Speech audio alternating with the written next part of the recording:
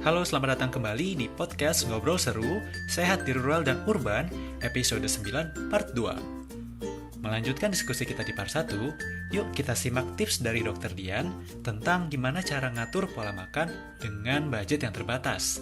Happy listening, people!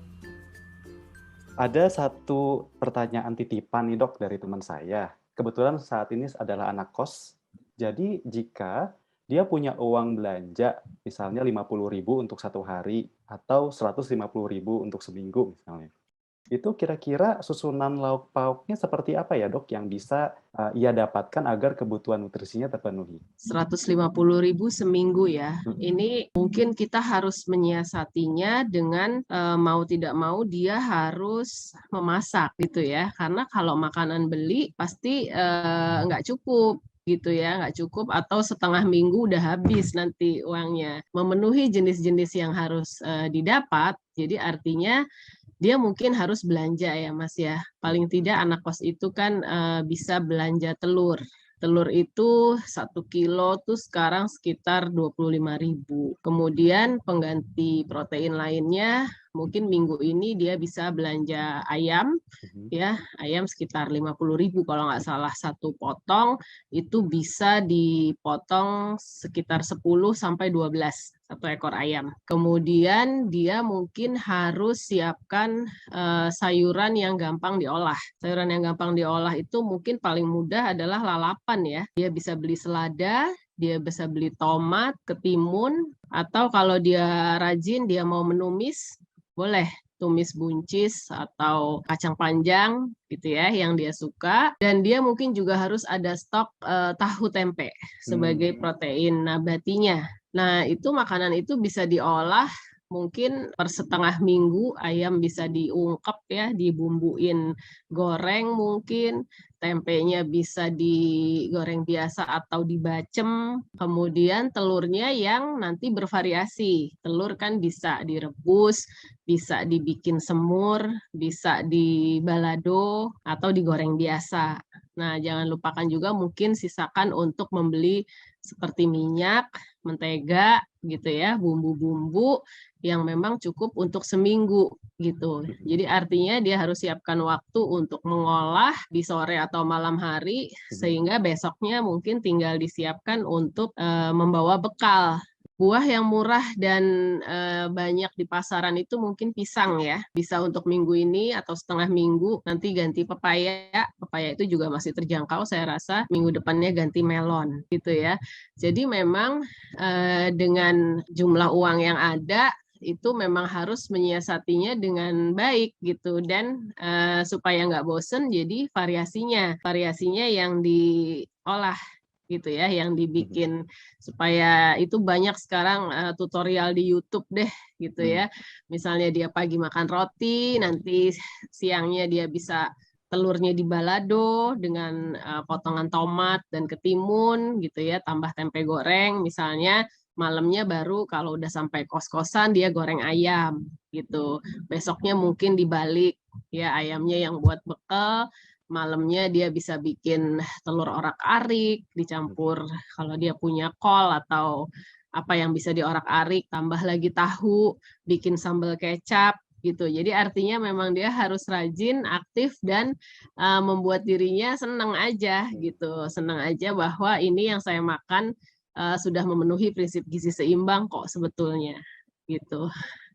Luar biasa Dr. Dian. Ini siasat ini sangat berguna banget untuk anak-anak kos di luar sana ya yang denger podcast ini. Iya dokter, wah luar biasa. Saya juga merasa sangat termotivasi dan terinspirasi sekali mendengar penjelasan dokter. Jadi terpikirkan untuk lebih mengatur pola makan saya. Dokter, untuk yang terakhir dokter, saya beberapa waktu lalu pernah terkonfirmasi positif COVID-19.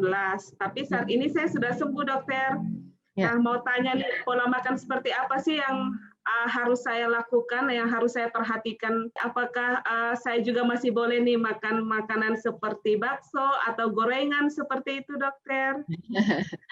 Baik. Mbak Diana. Sudah sehat ya, alhamdulillah saat ini Ya, ya. dokter. Iya.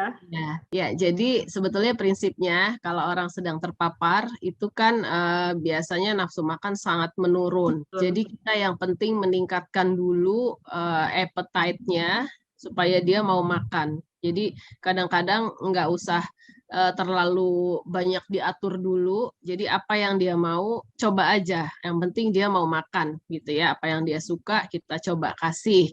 Kecuali kalau dia nggak ada masalah. Kalau dia nggak ada masalah ya kita sesuaikan dengan pola gizi seimbang tadi. Nah, mengenai tadi pertanyaan Mbak Diana boleh makan bakso atau enggak, siomay, empek-empek gitu ya, itu kan kedoyanan kita semua ya. Boleh Iya. tentu saja Mbak Diana, tapi perlu diingat kadangkala orang Indonesia itu sering menganggap makanan-makanan tersebut itu justru sebagai cemilan. Tapi coba kita lihat isinya. Kan isi dari bakso itu biasanya ada mie atau bihunnya. Itu udah kita anggap sebagai karbohidrat. Kemudian ada baksonya sendiri yang biasanya dari daging sapi ya, ada juga mungkin Iya. bakso ikan atau bakso ayam.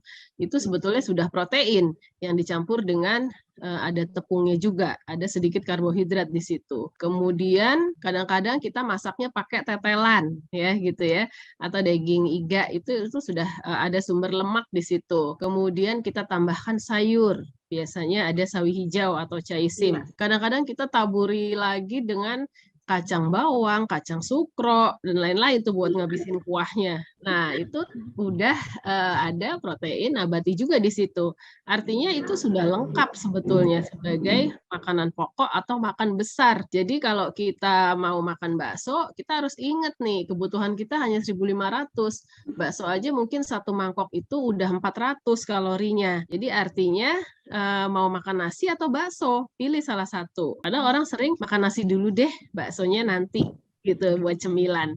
Nah, kalau diakumulasi itu yang salah. Makanya banyak sekali orang-orang Indonesia yang obes karena salah kaprah di situ, menganggap makanan yang sebetulnya makanan pokok dianggap sebagai camilan. Oke, Gitu terima ya. kasih. Ya. Iya, ada satu lagi Mas, Oh kopi ya. instan ya. Kopi instan Oh. itu juga kalorinya tinggi. Jadi perlu saya ingatkan di sini, terutama mahasiswa ya yang sering nongkrong-nongkrong di gerai kopi itu, kalau kita minum kopi instan atau anak kos yang beli adukan 3-in-1 gitu ya, itu sama dengan satu piring nasi dengan lauk pauk kalorinya. Coba sekali-sekali lihat di belakangnya, sekitar 200 sampai 300 kalori. Sementara kalau kita makan nasi dengan telur ceplok, dengan tumis buncis misalnya yang gampang pagi-pagi, itu sama. Jadi hati-hati kita pilih mau minum kopi atau makan nasi. Kalau saya sih lebih pilih makan nasi. Gitu ya Mas Fahmi. Baik Iya. dok, pastinya dok ya. Wow. Pilih nasi daripada kopi dulu. Iya ya. Kalau dua-duanya kebanyakan Mas soalnya. Iya betul. Oke dok, terima kasih untuk sharingnya hari ini Dokter Dian. Dan sebelum kita berpisah, mari kita dengarkan closing statement dari Dokter Dian. Baik, mungkin untuk sobat sehat semua, mari kita mulai menjaga pola makan kita. Tentunya yang pertama dengan gaya hidup sehat terlebih dahulu yang harus kita jalani, apalagi di masa pandemi ini kita harus menerapkan prinsip ada 3M, 5M, sampai 6M ya, yang sekarang memang sudah menjadi program pemerintah ya. Yang penting kita tetap cuci tangan, menjaga jarak, dan menggunakan masker dimanapun kita berada, apalagi kalau berada di luar. Kemudian jangan lupa beraktivitas fisik ya, aktivitas fisik itu harus kita lakukan 30 menit sehari. Kalau tidak sempat artinya mungkin harus dibagi-bagi ya, dibagi-bagi itu bisa pagi 10 menit, siang 10 menit, sore 10 menit. Kalau nggak sempat juga ya mungkin di akhir pekan, ya di akhir minggu, di weekend, itu yang harus kita jalani ya, Sabtu dan Minggu. Mau apapun yang disukai harus beraktivitas fisik. Kemudian untuk pola makannya sendiri, jangan lupakan bahwa kita punya prinsip yang namanya 3J, yaitu jenis, jumlah, dan jadwal, yang usahakan harus didapatkan setiap hari, sehingga zat gizi yang memang kita perlukan, yaitu zat gizi makro, mikro, dan juga serat, itu terpenuhi, dan kita dapat mempertahankan imunitas kita, sehingga kalaupun terpapar COVID-19, kita dengan gejala ringan saja. Insya Allah kita semua tidak terpapar, tetap sehat, semangat untuk berkarya, semoga pandemi ini segera berakhir. Terima kasih Amin. Mas Fahmi, Mbak Diana. Terima kasih banyak Dokter Dian. Wah, kita jadi belajar banyak ya soal gimana sih cara menjaga asupan gizi saat isoman. Nah, gimana Sobat Sehat? Bermanfaat sekali kan ilmu yang kita dapat hari ini? Nah, Kak Diana, kalau Sobat Sehat punya pertanyaan, bisa tanya nggak? Bisa tanya nggak ke kita? Bisa sekali, Kak. Sobat Sehat bisa ajukan pertanyaan ke media sosial EOKRU di Instagram atau Twitter di @eokru_official atau Facebook di @eokru.indonesia. Terima kasih sekali lagi untuk Dr. Dian yang sudah berbagi bersama kita di podcast kali ini. Dan sampai jumpa di episode podcast Ngobrol Seru, Sehat di Rural dan Urban selanjutnya. Bye-bye.